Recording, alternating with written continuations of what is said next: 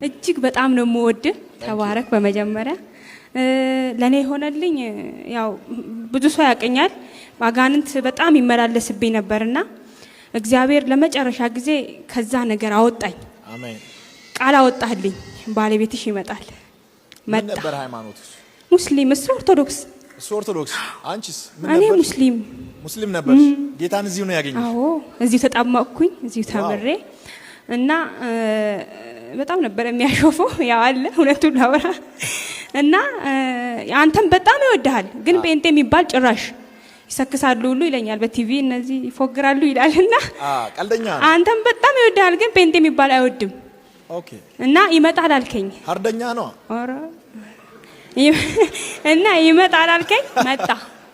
መጣ እና አንተም በጣም ነው የሚወድህ፣ ግን በኔ ቤት ውስጥም በሱ ቤት ውስጥም የቃልቻ መንፈስ አለ እና በጣም ብዙ ነገሮችን ይዟል። እና እግዚአብሔርን ሁሌ የሱን ጭንቅላት አትጠቀሙም ወይ ይለዋለሁ። በጣም ጭንቅላት አለውና እግዚአብሔር ይሄንን ጭንቅላት ለአጋንንት ትተዋለህ ወይ ይለዋለሁ። ግን እና እነግረዋለሁ። ስነግረው እሱ ይቀልድብኛል በቃ። እና ቤተሰቦቹ ላይ ያለው እንዲዋጋ ነው የምፈልገው። እዚህ ነው ያለው።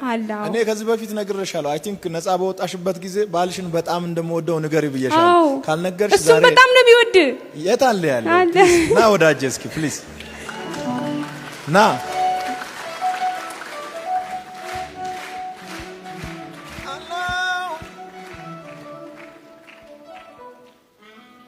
ደህና ነህ?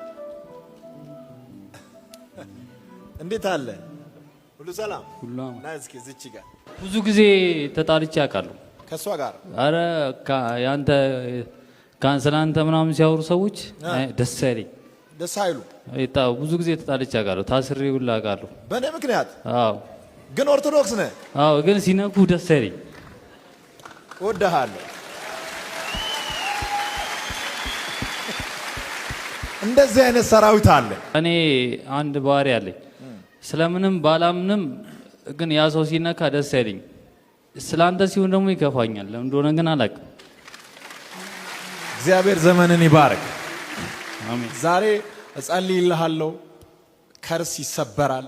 አሜን። ጨለማ ይሰበራል። አሜን። አደገኛ የሆነ መንፈስ ዛሬ ይሰበራል። አሜን። የቤተሰብ እርግማን ጨለማ ከላዩ ላይ እንድትሄድ አዛል ጎ ሂድ አዛል።